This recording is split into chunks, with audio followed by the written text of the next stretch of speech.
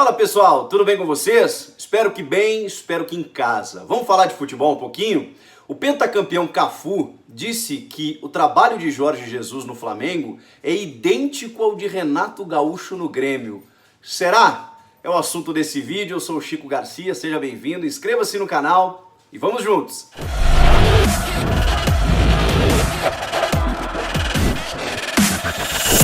Gerou polêmica a entrevista do Cafu para os nossos companheiros da Fox Sports, né, quando perguntado sobre o trabalho do Jorge Jesus, e ele faz essa comparação com o Renato Gaúcho. Segundo ele, o Flamengo também ganhou uma Libertadores, assim como o Grêmio, também chegou na final do Mundial de Clubes e perdeu como o Grêmio para o Real Madrid em 2017, o Flamengo para o Liverpool da Inglaterra em 2019. Ele vê muitas semelhanças, mas ele responde a isso porque muitas vezes há uma supervalorização, e já falo aqui que acho justíssima, em relação ao trabalho do Jesus, até mesmo na comparação com outros treinadores brasileiros, até mesmo para quando a gente faz algumas especulações de quem deveria ser o técnico da seleção numa eventual saída do Tite. Muita gente coloca o Jorge Jesus.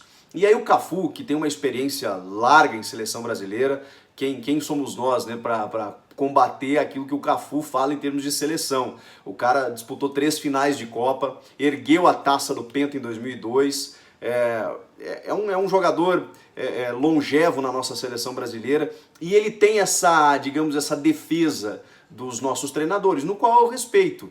E em termos de seleção brasileira, eu respeito ainda mais, né? Porque eu também concordo que não seria o momento ainda de um estrangeiro, embora respeito opiniões contrárias e sei que muita gente pensa isso, né? Que daqui a pouco seria interessante para a seleção. Eu acho que ainda não é o momento.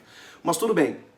Quando o Cafu faz essa comparação, eu acho que ele quis defender os nossos técnicos. Mas vamos lá, vamos comparar, né, os trabalhos do Renato Gaúcho e do Jorge Jesus.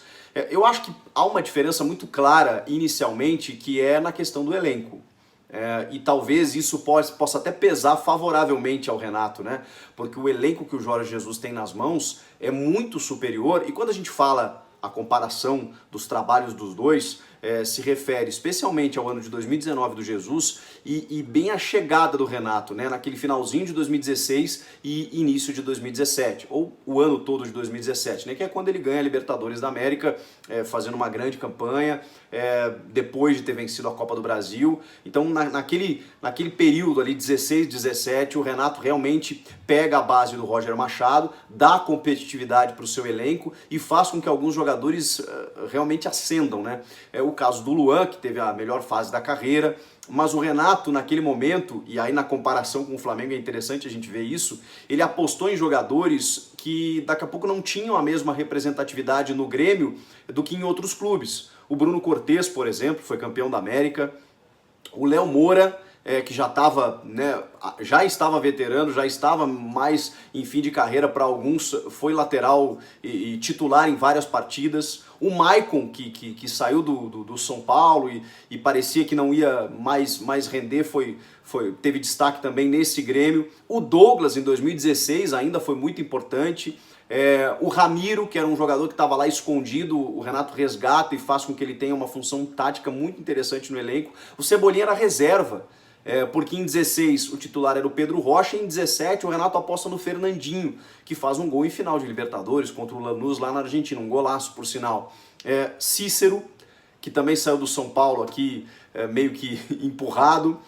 Jael, naquele jogador de área, né, no pivôzão lá, o centroavantão, e o cara funciona muito bem, faz uma campanha brilhante. O Edilson também foi muito importante na campanha da Libertadores. Jogadores que não são craques de bola, ainda mais se a gente comparar com o elenco do Flamengo, né? Então tem essa comparação. É que o Flamengo 2019, ele levantou um pouco essa régua, né, do que a gente imagina como o time ideal. Muito por conta de jogadores que hoje seriam titulares daqui a pouco em alguns clubes da Europa e que hoje estão jogando no Flamengo. Então eles elevaram o nível. E tem uma diferença básica para mim em relação aos dois trabalhos, que é o título brasileiro.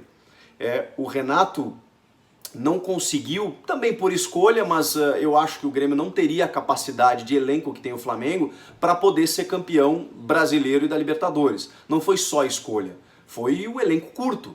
Foi o fato de você não ter e também uma ideia, né, de não, digamos, repetir escalação, né, de preservar jogadores. E não dá para dizer que deu errado, porque o Grêmio conquistou títulos com isso. Mas o Flamengo do Jorge Jesus, ele surpreende por isso. Ele definiu um time titular com pouca variação e conseguiu ser campeão brasileiro e da Libertadores no mesmo ano. Isso é algo inédito, raro. Apesar do elenco qualificadíssimo, isso é difícil até a gente comparar. Mas estilo de jogo? Bom, e aí a gente pode... Eu acho que é o único nível de comparação.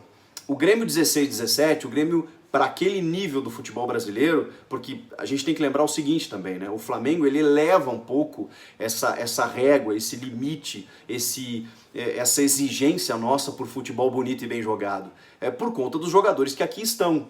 Em 2018, o Palmeiras é campeão brasileiro sem esse futebol vistoso que a gente viu do Flamengo em 2019. Mas era o nível que nós tínhamos aqui. Porque não tinha esses jogadores aqui, jogando aqui no Brasil, naquele momento. Em 17 a mesma coisa.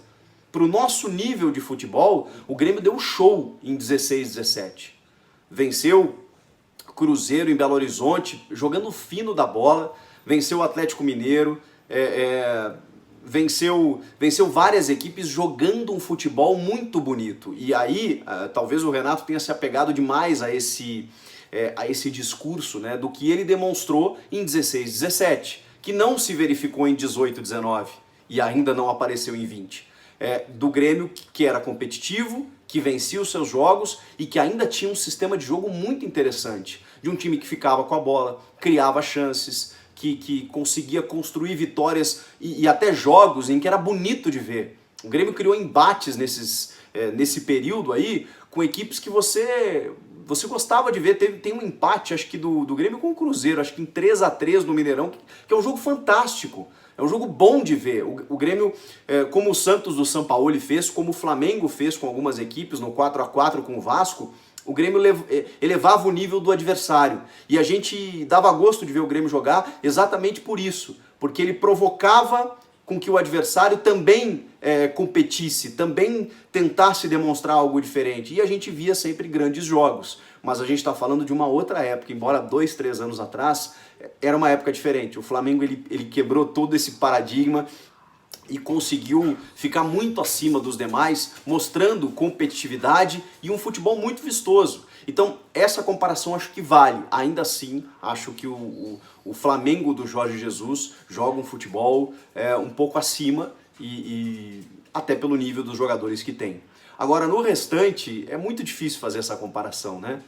Tem os títulos, mas venceu o Campeonato Brasileiro de pontos corridos, sobrando do jeito que foi, e no mesmo ano, aliás, no mesmo momento, né? Porque o Flamengo, vocês lembram, comemorou o título do Brasileiro no trio elétrico, voltando do título da Libertadores. Foi no mesmo fim de semana que o Flamengo conquistou isso. Isso é muito difícil de ser repetido, inclusive. Mas eu acho bacana a comparação, porque quando a gente cogita técnicos para a seleção brasileira, além do Jorge Jesus, quem vem à mente de vocês? Ainda assim, mesmo que o trabalho não tenha sido muito bom em 2019, ainda vem o nome do Renato. A gente vive uma escassez, né? E o Renato tem uma gestão de grupo muito bacana, os jogadores jogam por ele tem essa virtude de fazer com que, de agregar, de trazer os atletas para si. E o Jorge Jesus em pouco tempo também mostrou muita coisa positiva. Então, só que no confronto dos dois, né, a gente viu o que aconteceu. Mas num outro cenário, numa outra circunstância, o Renato fazendo escolhas equivocadas, mas o Flamengo deitando e rolando, né, jogando por música. Então, é bom que se diga, o Cafu não faz essa comparação para a gente só tentar contextualizar, né? Nesse momento, Flamengo e Grêmio. Não, é o Grêmio lá atrás, que a gente nunca vai saber, né? Porque os dois nunca vão ter se enfrentado, né? É o Grêmio lá de trás com o Flamengo de hoje. E também numa defesa que o Cafu faz dos técnicos brasileiros, que eu até acho válida. Mas a discussão é boa. Eu queria ouvir vocês. Comentem aqui embaixo, inscrevam-se no canal, eu volto na próxima. Tchau!